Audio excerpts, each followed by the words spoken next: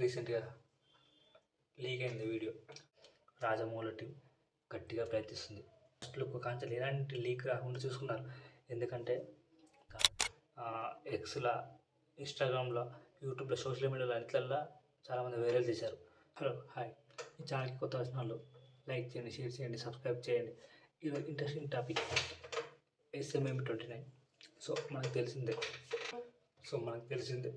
SMM29 రీసెంట్గా leak అయింది video. So అది సంచలనం మారింది. చాలామంది అసలు ఎవరు రిలీజ్ చేశారు, అది ఎవరు అసలు ఏం చేశారనేది చాలామందికి ఆసక్తి రేగించింది. సో టీంలో ఎవరైనా తప్పు చేశారా లేదా అనేది రాజమౌళి టీం గట్టిగా ప్రయత్నిస్తుంది. కానీ దాని ఆన్సర్ తెలియలేదు. ఎందుకంటే లోపలికి ఎవ్వరు కూడా ఫోన్ అలవ్ లేదు. సీసీ కెమెరా పెట్టలేదు, డ్రెస్ కెమెరా కావాలని లీక్ చేసిరా, ఎవరైనా చాలా పెద్దవాళ్ళు వెనుక ఉన్నారా, ఎవరు నడిపించారా కావాలని లీక్స్ గురించి అని చాలామంది. అప్పటికే ఒడిస్సాలో ఆ సీన్ తీసేటప్పుడు 50 మంది సెక్యూరిటీ గార్డ్స్ ఉన్నారు. సో ఇప్పుడు ఆ సంఖ్యను పెంచింది.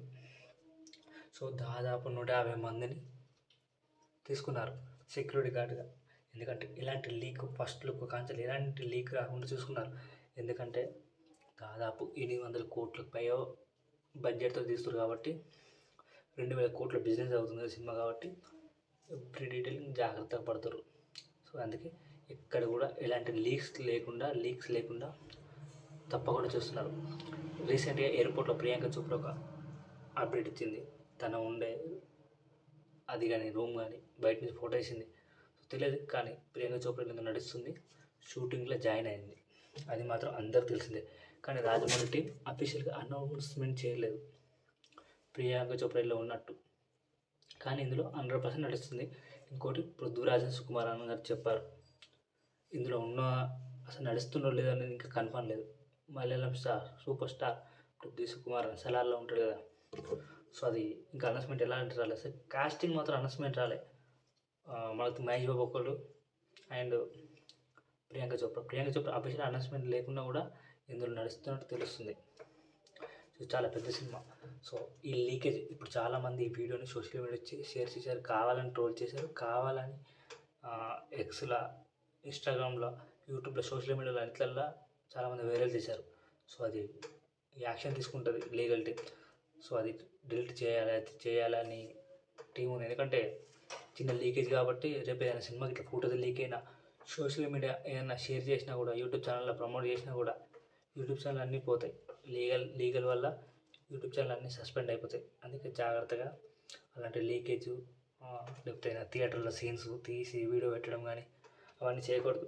అవన్నీ స్ట్రైక్స్ పడితే మరి 1, 2, 3 అయితే ఛానల్ మొత్తం పోతుంది. అందుకే జాగ్రత్తగా మెయింటైన్ చేసుకోవాలి.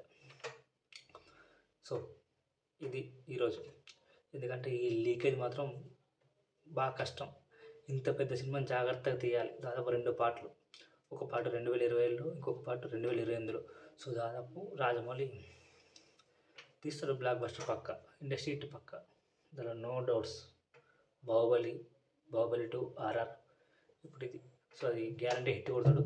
కానీ జాగ్రత్తగా తీస్తున్నారు లీకేజ్ ఇలాంటివి జరగకుండా.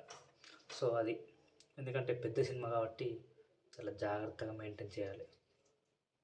సో ఇది గైస్ ఈరోజు టాపిక్, రాజమౌళి సినిమా అప్డేట్. ఎందుకంటే పెద్ద సినిమా కాబట్టి నాకు కూడా చాలా ఎక్సైటింగ్ ఉంది ఈ ఫస్ట్ లుక్ గురించి, టీజర్ గురించి. అది సో చూద్దాం. కొత్త ఛానల్ని సబ్స్క్రైబ్ చేయండి, లైక్ చేయండి, షేర్ చేయండి. జై హింద్.